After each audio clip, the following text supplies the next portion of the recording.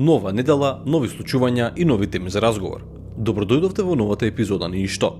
Темите се: турскиот председател ни соопштува нови македонски политики, скандалозна изјава на министерката за финансии, никој не знае каде иде државата, а уште помалку дали ќе стигне. Да ја отпочнеме епизодата со свежи вести. Македонија ја призна палестинската држава. И ние не знаевме за оваа промена во политиките, ама очигледно турскиот председател располага со информации за Македонија кои што ни македонците ги немаат. Пред да го гледаме инсертот, да објасниме. Премиерот Мицковски беше на посета во Турција, каде што одржа средба со председателот Реджеп Тајип Ердоган, што на прв поглед е далеку од лошо. Впрочем, ова е првата вистинска средба со важен државник кој е остварил нашиот премиер. Но се разбира, не може да помине ден без некако да се посрамиме како држава. После средбата на пресконференцијата Ердоган го изјави следното: И заедно со нашиот пријател Мицковски говоревме за Украина и за Газа, говоревме за регионалните и за универзалните стратешки проблеми. Понатаму во Палестина имаме заедничко мислење да се формираат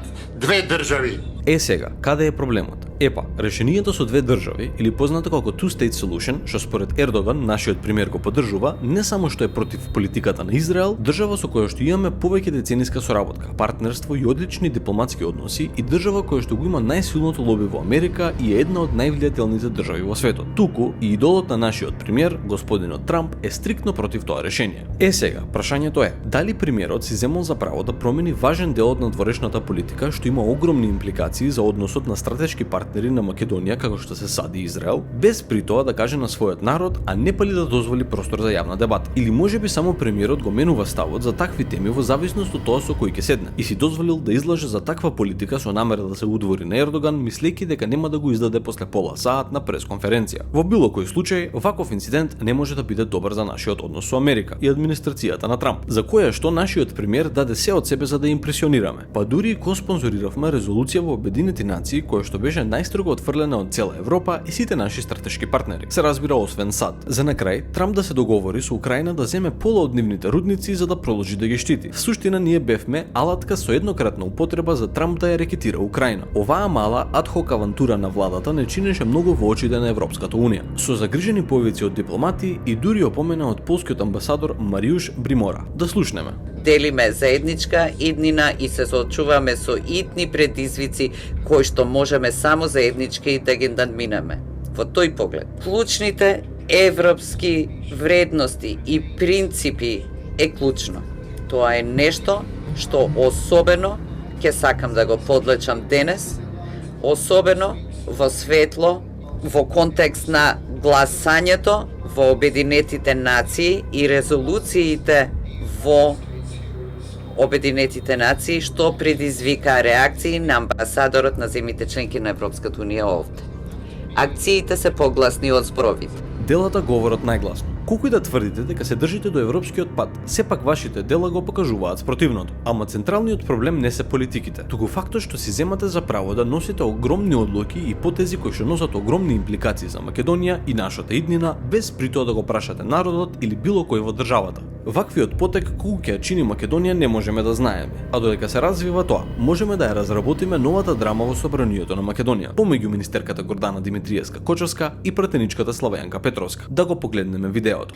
Министерка, пред една недела имавте за мене нелогична изјава, кога рековте дека за вас не може да биде логично да купувате грашок од конзерва или дека 1/4 члено семејство треба да конзумира во текот на еден месец 13 литри млеко. Така го потенциравте.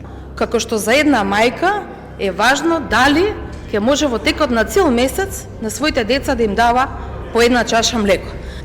Пратеничке Славјанка Петровска, не можам да кажам почитувана, затоа што за да кажам почитувана треба да го заслужите мојот почит прво. Второ, не очекував од жена која што јавно ја бранев во ситуации кога зборува дека пиела диазепами, вадеа лекарски решенија што уште не, очекував минимум почит. Тој минимум почит требаше да значи дека нема да спинувате, нема да вадите од контекст зборови, туку директно ќе ми го поставите прашањето. Бидејќи се однесувате така како што се однесувате, значи од овој момент ни таа минимум почит ја немам. И прво ќе ве прашам врз основа на што вие ги ставате во уста мајките кои што имаат деца И како вие знаете, едно повеќе члено семејство колку треба да троши? Јас сум мајка на 2 сина и многу добро знам колку треба да троши едно 4 члено семејство. Во однос на грашокот, и јас сакам да купам од конзерва, ма не сум сама, 4 члени сме, па мораме да одиме во еден од најефтините маркети да купиме замрзнат грашок. И тоа беше коментарот, а не да купуваме грашоци кои што се поскапи од 100 денари, во иста грамажа, како и оние замрзнатите, кои што се многу помалку од тие 100 денари. Истото, значи, беше искоментирано и во однос на литрите млеко. Некое семејство може да троши 18 литри млеко. Меѓутоа има и такво кое што не пие. Бадемовото вас ќе ве го оставам, вас ви треба, не на мене. Прво околу почита. Никој од вас не бара да ја почитувате лично Славјанка, но сакали или не, истата носи функција пратеник во нашето собрание, институција за која што веројатно треба да имате некаква почит. Второ, вие сте ја бранале Славјанка од коментари и сега очекувате што? Да не ви поставува прашања, да ви ќути во собранието? Очекувате вашиот добар гест да се возврати со сервилност. Вие ако сте одбраниле поради вашите принципи, тогаш не ви очекувале ништо во возврат, ама очигледно сте го направиле тоа за да соберете некој политички поен. И сега, бидејќи Славјанка не се однесува сервилно кон вас лично, ракавиците паѓаат и ќе го спуштиме нивото во собранието. Не ве фати во било кој момент срам за тоа што го кажавте. Ова е навреда директно вперена кон Славјанка. Да не се разбереме погрешно. Славјанка не ја браниме како пратеник или бивш функционер, ниту пак го браниме квалитетот на незината работа. Но вакви директни напади за приватниот живот на пратеничка или пратеник никогаш нема да поддржиме. Дотолку ли немате одговори на прашањата поставени од опозицијата и јавноста што морате да се ослоните на вулгарности и навреди, коментари за кој има, а кој нема деца, бадемово млеко,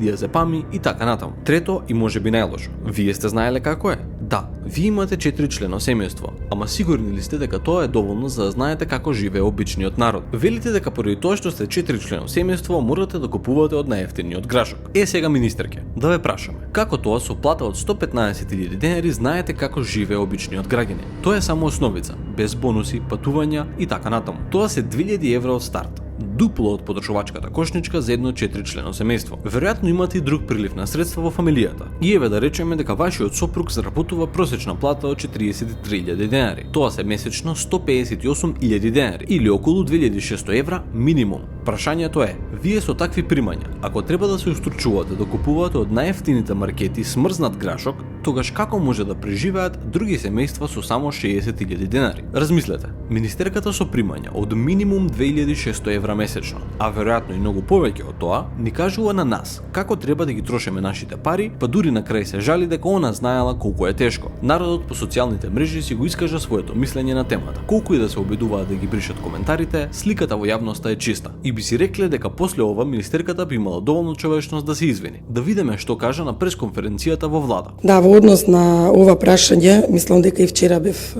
многу јасна, но еве денес да го заокружиме, јас очекувам со ова за мене да биде затворено. Значи, веќе изразив жалење за целиот контекст, но и самите сте свесни дека народот има поважни теми од лажната тема која ја создаваат за дефокус. Немам никогаш намера да навредам никого, напротив. И таа самата го знае тоа. Ама вака и чини сега да изиграва жртва. Откако се искоординирале, па прават тема од ова, бидејќи колку што можевте да заклучите, додека дискутиравме во собранието, реакции немаше. Им требаше време да се реорганизираат, да размислат, да видат и да дефокусираат. Но секако повторувам, ниедна туѓа навреда кон мене нема да ме воволече да навредувам и да возвраќам со навреди. Ова се ќе помине и за мене е најважно да останеме луѓе и да помагаме на луѓето колку што можеме. За мене темата, како што ви кажав, е затворена. Предмет сум на лажни изјави, соопштенија по социјалните медиуми веќе со месеци. Во ниту еден момент не ме слушнавте да излезам и да се пожалам за нешто. Така што за мене оваа тема е затворена. Ова прашање, изборот прашање во големи наводници го ставаме тука, бидејќи министерката го чита својот одговор, а предпоставувам дека сите знаеме дека на вистинско поставено прашање не може да има веќе припремен одговор. Епа на ова прашање одговара со негирање, без да се извини или да покаже грам жал, и на крај дава наредби кон медиумите да се заврши оваа тема. Епа министерке, Простете, ама ние стварно не знаевме дека вие одлучувате која тема смее и колку долго смее да се збори. Така да, од сега понатаму ќе се советуваме со вас. Да почнеме со првиот совет уште сега. Дали смееме да збориме за сметките кои никна од кога бевте во опозиција? Сметките од стотици илјади денари потрошени на кафани и кафичи за јадење и алкохол. Тие истите со ваш подпис и подпис на сегашниот премиер Мицковски. Дополнително, дали сега трошете повеќе или помалку на репрезентација? Дали тоа е причината зошто не ги давате трошоците од многуте авантури во Америка? Очекуваме одговор од вас дали смееме да отвориме оваа тема и дали смееме да ги поставиме овие прашања. А до тогаш чекаме на вас. Така што за мене оваа тема е затворена.